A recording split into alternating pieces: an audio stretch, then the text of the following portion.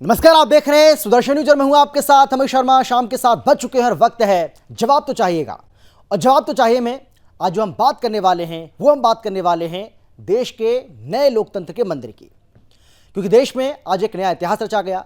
देश को एक नव्य, दिव्य और भव्य लोकतंत्र का मंदिर मिल गया। वैसे तो आज न्यू इंडिया की, न्यू पार्लियामेंट की खूब चर्चा हुई, लेकिन एक बात और एक तस्वीर भी आज दिन भर सुर्खियों में रही, और वो थी अखंड भारत की तस्वीर का इस संसद में होना, जिसे देखकर देश के पूर्व प्रधानमंत्री अटल बिहारी वाजपेयी की वो पंक्तियां याद आ रही हैं, जिसमें उन्होंने कहा था कि वो दिन दूर नहीं, खंडित भारत को पुनः अखंड बनाएंगे, गिलगित से गारो पर्वत तक आजाद पर्व मनाएंगे। उस स्वर्ण दिवस के लिए आज से कमर कसें, बलिदान करें, जो पाया उसमें खो ना जाएं, जो खोया है उसका ध्यान करें।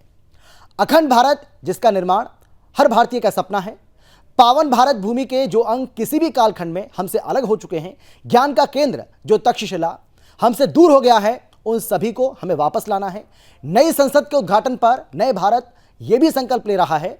देश की नई संसद में अखंड भारत का नक्शा, चाणक्य और सरदार पटेल की प्रतिमा समेत कई ऐसी चीजें उकेरी गई हैं जिन्हें देखकर देशवासियों को अपनी संस्कृति पर गर्व हो।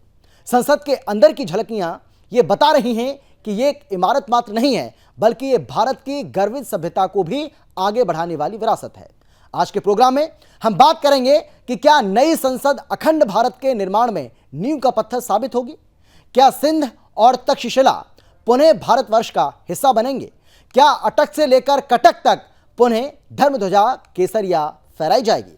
चर्चा इसी को लेकर करेंगे। पहले एक रिपोर्ट आपको हम दिखाते हैं, देखिए।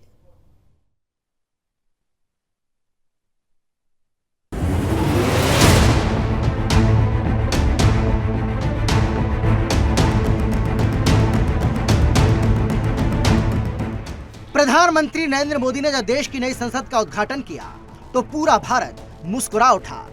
वैदिक विधि विधान से पूजन, धर्म दंड के प्रतीक सेंगोल को दंडवत प्रणाम, संसद भवन में गूंजते वेद मंत्र, ये एक ऐसा अद्भुत दृश्य था जो आह्लादित करने वाला था, सभी भारतीयों को हर्षित करने वाला था।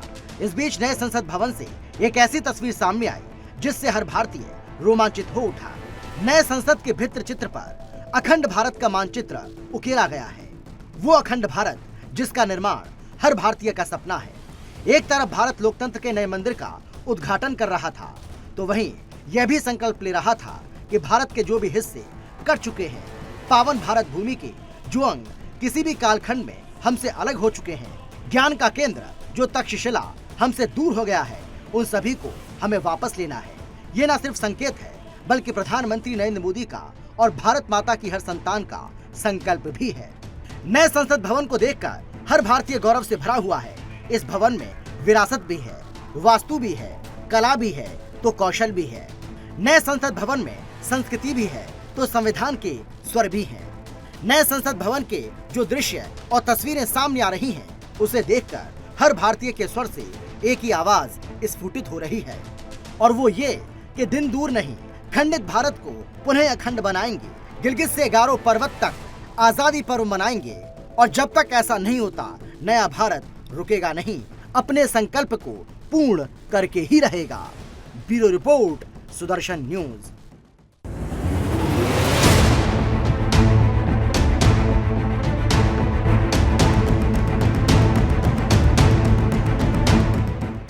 और सवाल यह है कि क्या नई संसद अखंड भारत के निर्माण में नींव का पत्थर साबित होगी? चर्चा आज इसी को लेकर करेंगे, लेकिन कौन कौन खास मेहमान हमारे साथ मौजूद है, सबसे पहले उनसे आपका हम परिचय करा देते हैं। हमारे साथ बीजेपी की ओर से बीजेपी के प्रवक्ता रमाकांत मिश्रा जी जुड़ गए। इसके साथ ही कांग्रेस के नेता संदीप त्रिपाठी जी हमारे साथ जुड़ गए, और इसके अलावा संतोष तिवारी जी जो कि इतिहासकार हैं, वो भी हमारे साथ जुड़ गए, और इसके अलावा हमारे साथ अविनाश सिंह जो कि पॉलिटिकल एक्सपर्ट हैं, वो भी हमारे साथ जुड़ गए। आप सभी का बहुत बहुत स्वागत है। लेकिन सबसे पहले संदीप जी, मैं आपके पास आना चाहता हूँ, और सवाल मेरा आपसे यह है, क्या आप मानते हैं कि 1947 में जो भूल हमसे हुई, अब उस भूल को सुधारा जा रहा है? चाहे वो संसद के अंदर सेंगोल की स्थापना करना हो, चाहे वो अखंड भारत की तस्वीर लगाना हो, चाणक्य की तस्वीर लगाना हो, या फिर वीर सावरकर जी की जन्म जयंती के मौके पर, आप समझ रहे हैं ना मैं क्या कहना चाह रहा हूं, इस नए संसद भवन का उद्घाटन करना हो। संदीप जी, आवाज आ रही है आपको मेरी? सुन पा रहे हैं क्या आप? चलिए, संदीप जी को मेरी आवाज़ नहीं जा रही है, जैसे उनको मेरी आवाज़ जाएगी एक बार फिर से उनसे मैं सवाल करूंगा और सवाल जवाब का जो सिलसिला है उनसे भी शुरू करेंगे। लेकिन मैं आपके पास आता हूं रमाकांत जी। रमाकांत जी, उम्मीद करें जो अखंड भारत की तस्वीर लगाई गई है, ये देशवासी उम्मीद करें कि बहुत जल्द अखंड भारत का जो सपना है वो साकार होगा। संसद भवन के अंदर अखंड भारत की तस्वीर लगाकर एक नई ऊर्जा देश के अंदर देखने को मिल रही है। उम्मीद करें ना कि अखंड भारत का हमारा सपना बहुत जल्द पूरा होने वाला है। बिल्कुल बिल्कुल अमित जी, बिल्कुल निश्चित तौर पर इस तरह का हम लोगों को, जिस तरह से हम लोगों ने एक सपना देख रखा है, आज हमने बहुत ऐसे सपने को चरितार्थ करते हुए देखा है। हमने जैसे नए संसद भवन का जब हम उद्घाटन कर रहे थे तो हमने देखा है जो कि किन गुलामी की उन सोचों को, उन जंजीरों को हमने तोड़ करके फिर आगे बढ़ने की कोशिश की है। नए संसद भवन का जिस तरह से उद्घाटन हुआ, माननीय प्रधानमंत्री जी वहां पर बिल्कुल जिस तरह से साष्टांग प्रणाम करके सेंगोल को उन्होंने प्रणाम किया, उसको सेंगोल को स्थापित किया और सर्वधर्म समभाव के साथ जिस तरह से प्रार्थना सभा का आयोजन किया गया, मुझे लगता है जो कहीं ना कहीं पूरा ये बहुत बड़ा संदेश है, खास करके न ही देशवासियों को बल्कि विश्व को।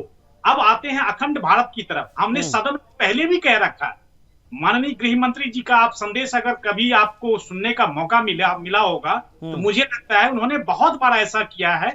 जब हम 370 हटाने की कोशिश कर रहे थे, 335 से हटाने की कोशिश कर रहे थे, उस समय में भी हमने कहा था जो कि अखंड भारत, जैसे गिलगित बाल्टिस्तान, इवन की मैं कह रहा हूं आपने जैसे कहा है अटक से कटक तक, ये बहुत बड़ी बात है और उन्होंने पहले ही संदेश दे चुके हैं। तो निश्चित तौर पर हम एक तरह का सपना न ही देशवासियों को दिखा रहे हैं बल्कि उसको चरितार्थ करने के लिए हमने अपनी तरफ से पूरी कोशिश भी की है और करने की कोशिश भी कर रहे हैं। निश्चित तौर पर आप देखेंगे ये सपना जल्दी ही साकार होगा, ऐसा मैं देशवासियों को विश्वास दिला। ठीक है, ठीक है।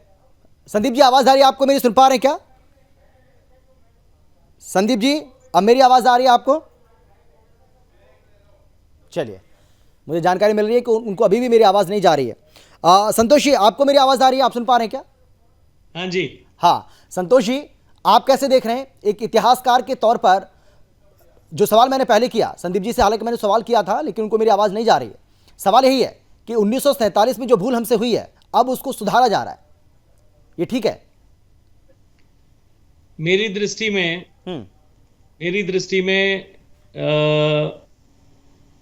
1947 में जो देश का विभाजन हुआ था वो गलत था। पर आज के परिप्रेक्ष्य में हमें पूरे भारत की अखंडता को एक समग्र रूप में अगर देखना है तो इस बात को समझना पड़ेगा कि धर्म के बिना राष्ट्र की अवधारणा नहीं है। जहां से धर्म चला गया वहां से वो आज हमारे राष्ट्र का हिस्सा नहीं है।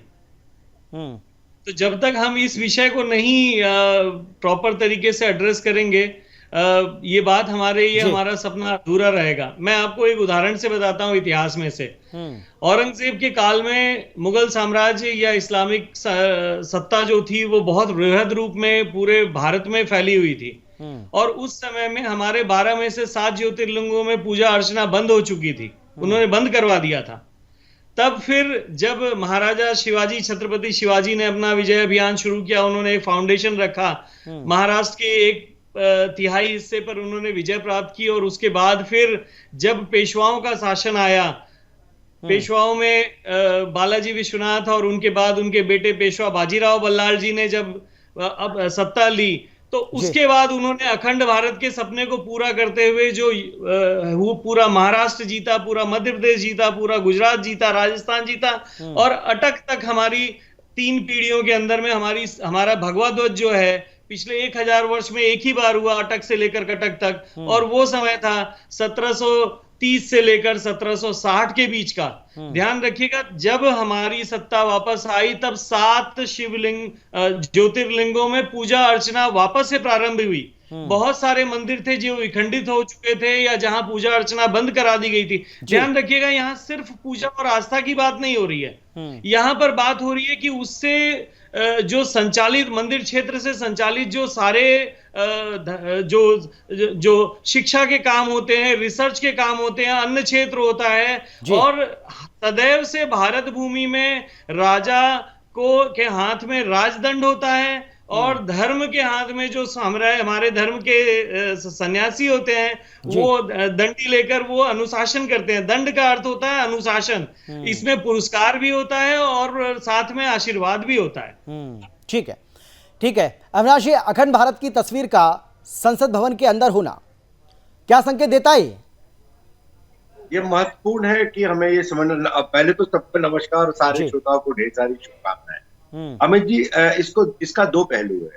इसका पहला पहलू ये है कि भारत के प्रधानमंत्री जब से गुजरात का उन्होंने कार्यभार संभाला, तब भी वो भारतवर्ष के लिए काम कर रहे थे, और प्रधानमंत्री बनने के बाद उन्होंने बहुत अच्छी तरह देश को कहा सबका साथ सबका विकास, एक भारत श्रेष्ठ भारत। तो जब हम एक भारत थे और जब हम श्रेष्ठ भारत थे, उसकी एक परिकल्पना जो शायद हम भुला चुके थे अपनी सांस्कृतिक राष्ट्रवाद के तहत, भाजपा और उनके प्रधानमंत्री ने पार्लियामेंट में इसको रख करके पूरे देश को उनके गौरव का एहसास कराया है। बार बार इस बात को दोहराया जाता है कि देश के 75वें साल में गुलामी की जितनी भी मानसिकता है उसे हमें अपने दिल और दिमाग से निकालना होगा, और इसको निकालने का सबसे अच्छा तरीका ये है कि हमें पता हो कि हमारे पूर्वज कौन है, हमारी धरती का माप क्या है, हम कहां से कहां तक फैले हुए थे। अब इसका दूसरा पहलू भी है। हम पुनः फिर से दोहराते हैं कि हमें मेहनत करनी है, सबका साथ सबका विकास सबका प्रयास के तहत, एक भारत श्रेष्ठ भारत के तहत, आत्मनिर्भर भारत के तहत फिर से हमें विश्व गुरु बनना है। तो जो अखंड भारत की परिकल्पना अब मॉडर्न पॉलिटिकल सेंस में जो की जा रही है, वो ये की जा रही है कि जो भारत की सोच है, जो भारत की सनातन सोच है, वसुदेव कुटुंबकम की जो सोच भारत की है, विश्व गुरु बनने के बाद इसी सोच को पूरे पृथ्वी पूरे ब्रह्मांड के लिए ये सोच को बिल्कुल बिल्कुल। अविनाश जी, संदीप जी, मेरा सवाल आपसे ये है, जो सवाल आपसे पहले भी कर रहा था लेकिन आपके पास मेरी आवाज नहीं जा रही थी। सवाल मेरा ये है आपसे कि 1947 में जो भूल हुई थी, अब उस भूल को धीरे धीरे सुधारा जा रहा है। चाहे संसद भवन के अंदर अखंड भारत की तस्वीर हो, चाणक्य की तस्वीर हो, या फिर वीर सावरकर जी की जन्म जयंती के मौके पर नए संसद भवन का उद्घाटन करना हो, कैसे देख रहे हैं आप मानते इस बात को? और जो सेंगोल की स्थापना हुई है उसको लेकर भी। नहीं, तीनों चीजें मैं एक बात क्लियर कर दूं। मोदी जी जो है चोला, अभी तक तो चोला कर रहे थे, अब चोल करने लगे। मोदी जी ने सही उच्चारण किया, चोल साम्राज्य की बात की। उसके पहले तो एक जो है गुजराती पंडित हमारे गृह मंत्री जी है, वो चोला कर रहे थे, और भी उनके चेले चपाटे और न्यूज चैनल वाले भी चोला चला रहे थे। बहरहाल उसको मोदी जी ने करेक्ट किया कि चोल साम्राज्य का जो है सिंबल है। लेकिन एक चीज मैं बता दूं कि ये जो कहानी गढ़ी गई है चिलम के नशे में या गांजे के नशे में या भांग के नशे में या दारू के नशे में, ये कहानी का कहीं पर भी तथ्यों से कोई संबंध नहीं है। ये तथ्यों से परे है। संबोल की कहानी जो हमारे तड़ीपार गृह मंत्री जी ने बताई है, वो पूरी तरह से काल्पनिक है। एक बात मैं और कह देता हूँ, सिंगोल जो है एक अधिनियम जो अच्छा, फिर वो नेहरू जी के हाथ में क्या है? वो जो तस्वीर तो आप देख ही रहे होंगे, वो तस्वीर तो दुनिया न केवल भारत में देखी, दुनिया भर में देखी जा रही है। तो मैं वही वो जो तस्वीर है फिर उसका वो क्या है? नेहरू जी के हाथ में जो छड़ी आप देख रहे हैं, जिसको आप छड़ी मात्र मानते थे, जो मोदी जी ने भी कहा 5.5 फीट के आदमी का 6 फीट का छड़ी कैसे है? जबरदस्ती आप सवाल पूछ रहे हैं, मैं बिल्कुल उसका जवाब कई चीज से डिबेट में बैठा है, सवाल रखा हुआ है। सुनिए ना, बता रहे सर। बोलिए जी, जिस सिंगोल की बात कर रहे हैं वो एक अधिनियम जो है ट्रस्ट है, सर्व संप्रदाय के लोग हैं, उनकी आस्था को देखते हुए पंडित जवाहरलाल नेहरू जी के घर पे वो लोग आए हुए थे रात के समय में, उन्होंने उसको दिया और जो है उसको नेहरू जी ने उनका सम्मान करते हुए स्वीकार किया। लेकिन जिस प्रकार से फर्जी तरीपाल ने कहानी बताई कि माउंट बेटन ने दिया, टेलीविजन पे आदमी झूठ बोल रहा है, इनके पिताजी ने दिया, इनके कांग्रेस के प्रवक्ता नेशनल टेलीविजन पे झूठ बोल रहा है। दूसरी चीज आप एक बात और मैं कह देता हूँ, पंडित जवाहरलाल नेहरू जी ने राजतंत्र को दफन कर दिया था 1947 में। तो क्या मोदी जी नए राजा बनना चाहते हैं? जो राजतंत्र के प्रतीक को जिस प्रकार से वो कर रहे हैं, राजतंत्र के प्रतीक को लोग जो है लोकतंत्र के मंदिर में स्थापित कर रहे हैं, उनका आशय क्या है?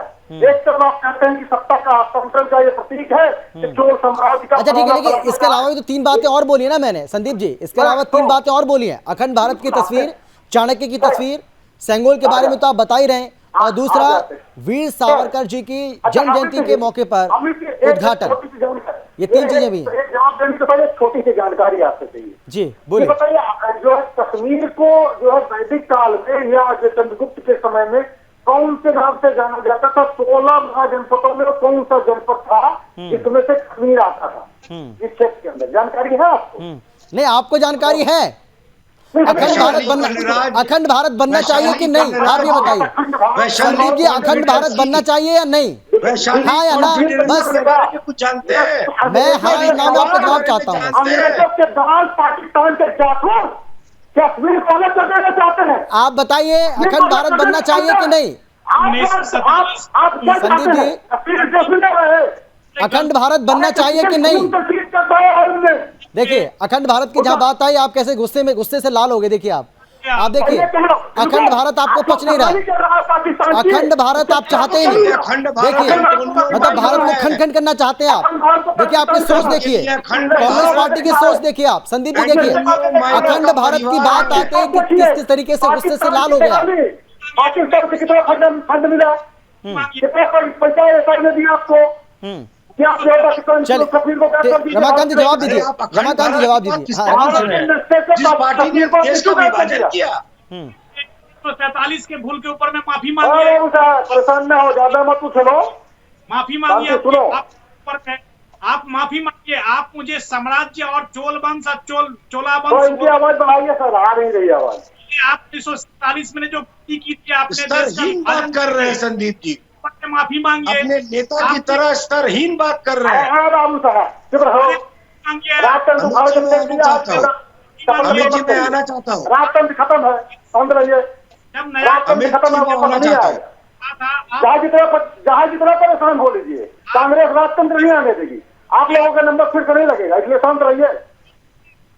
ठीक है, अच्छा ठीक है। संतोषी आप बोलिए, संतोषी आप बोलिए। संदीप जी को आपने सुना, जवाब दीजिए प्लीज। हाँ, मैं संदीप जी से एक प्रश्न पूछना चाहता हूं कि क्या वो वसुधैव कुटुंबकम, क्या वो सनातन धर्म की मान्यताओं में जिसमें सर्वे भवन्तु सुखिनः सर्वे सन्तु निरामया की बात होती है, उसमें विश्वास रखते हैं? अगर ये उसमें विश्वास रखते हैं तो ये बताएं कि जो भारत भूमि हमारी थी, जब हमारा विस्तार, तक्षशिला एक समय में ज्ञान का विश्व में सबसे बड़ा केंद्र था। बिल्कुल सही बात। वो तक्षशिला में आज क्या है?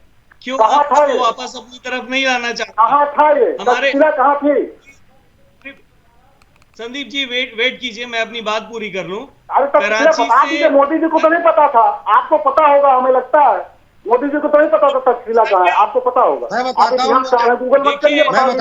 मोदी जी को क्या पता है। देखिए, हमारे महाराजा रामचंद्र जी की, हमारे भगवान रामचंद्र जी के बेटे लव और कुश की नगरी लवपुर भारत का हिस्सा बनना चाहिए या नहीं बनना चाहिए? आपका इस पर क्या विचार है? अरे इतिहासकार हो कि फर्जी इतिहासकार हो, मैं पूछ रहा हूँ तक्षशिला कहाँ है? कराची के पास एक मनोरा द्वीप है, वहाँ पर विष्णु वरुण देव का मंदिर है। आज उसको वहाँ पर विधर्मियों ने वहाँ पर टॉयलेट बना रखा है। कंट्रोल में है। अब आप सुन लिए ना उनकी बात। संदीप जी आप उनकी बात सुन कहाँ रहे हैं? आप उनको बोलने नहीं दे रहे हैं। आप सुन लीजिए, उसके बाद मैं आपके पास आ जाऊंगा। पहले उनकी बात आप सुन लीजिए, उसके बाद मैं आपके पास आ जाऊंगा। अगर आपको लग रहा है कि गलत बोल रहे हैं तो आप बोलिएगा, उसमें क्या दिक्कत है, लेकिन उनको बोलने तो दीजिए। पहले बोलिए आप, संतोष जी बोलिए। मेरा बड़ा स्पष्ट सा मानना है कि जो हमारे भारत भूमि का हिस्सा थे, आज से 2300, 400, 500 वर्ष पहले भी तक्षशिला विश्व में ज्ञान का केंद्र था। शारदा पीठ से ही सारे रिसर्च होते थे। भारत का हिस्सा। संदीप जी आप बोलने दीजिए कृपया, आपका समय आप ही बता दीजिए सर। ऊपर नहीं बोल सकते। संदीप जी आप बता दीजिए क्या दिक्कत है? इसका मतलब आपको भी नहीं पता? हमें तो पता है। नहीं तो बताइए ना, फिर बता क्यों नहीं रहे? सुनिए, हाँ बताइए। किए हैं जो आप जन्मदिन किए हैं उसका कोर्स करके बैठा हूँ सर। आप मुझे मत बताइए। अरे तो फिर बताइए ना सर। ये फर्जी जानते हैं आप, हम इनकी पोल खोल रहे हैं। नहीं हम इनकी पोल खोल रहे हैं सर। आप बड़े ज्ञानी हैं, आपके ज्ञान का नहीं, हम सम्मान ज्ञानी होनी नहीं, मोदी जी से तो ज्ञानी है, हमारी डिग्री ओरिजिनल है, हमको पता है कि तक्षशिला नालंदा, तक्षशिला पटना में नहीं, हमें पता है। राहुल गांधी से ज्यादा ज्ञान है कि पता हो नहीं संदीप जी? दिखा लीजिए। अब थोड़ा सा काम की बात हो जाए। हाँ अमित जी बोलिए। देखिए अभी हमारे संतोष भाई ने, जो हमारे सागोत्री हैं, इन्होंने एक बात कही कि सनातन संस्कृति की बात की। देखिए सनातन साथी, जितना आप मानते हो उतना हम भी मानते हैं, लेकिन एक आप में और हमारे में डिफरेंट इतना है कि जब आप बात करते हो रामचंद्र की, तो हम रामचंद्र के आदर्शों की बात करते हैं। सड़क पे गाय काटा उसके साथ देता हूँ, रामेश्वरम में जब शिवलिंग की स्थापना होने लगी तो रावण उनका आचार्य था। कम्मन रामायण से लेकर कई रामायणों में इस बात का जिक्र है। अरे बाबू साहब परेशान मत होइए, राजतंत्र वापस नहीं आएगा। सुनिए, तो कम्मन रामायण से लेकर कई रामायणों में जिक्र है इस बात का कि जब रामेश्वरम की स्थापना करने लगे तो सीता जी उनके साथ नहीं थी, तो सीता जी को रावण अपने साथ लेके गया। अच्छा संदीप जी सुनिए एक मिनट, संदीप जी क्योंकि समय मेरे पास नहीं बचा, सुन लीजिए। हाँ अविनाश जी कुछ कहना चाह रहे हैं, अविनाश जी कुछ कहना चाह रहे हैं, प्लीज उनको सुनिए। आदमी देखिए अपनी पत्नी बिना बताइए, बिना पत्नी के कोई अनुष्ठान कर सकता है। अरे ठीक है संदीप जी सुनिए ना उनको आप। हाँ अविनाश जी आप बोलिए। के नाम पे परिवार करते हैं, ये जो कांग्रेस पार्टी की बात करते हैं तो ये बताइए कि बिना जिसकी शादी हो गई है, क्या वो बिना पत्नी के कोई अनुष्ठान? चलिए सर मेरे पास समय की कमी है, आप सभी को माफी के साथ मैं रोक रहा हूं। बहुत धन्यवाद हमारे साथ जुड़ने के लिए, अपनी बात रखने के लिए। लेकिन जो अहम सवाल हम उठा रहे हैं, जो अहम सवाल हम पूछ रहे हैं कि क्या नई संसद अखंड भारत के निर्माण में नींव का पत्थर साबित होगी? क्या सिंध और तक्षशिला पुनः भारतवर्ष का हिस्सा बनेंगे? और क्या अटक से लेकर कटक तक फिर से धर्म ध्वजा केसरिया फहराई जाएगी? इन सवालों के साथ फिलहाल इतना ही। देश और दुनिया की बाकी खबरों के लिए आप देखते रहिए सुदर्शन न्यूज। जय हिंद।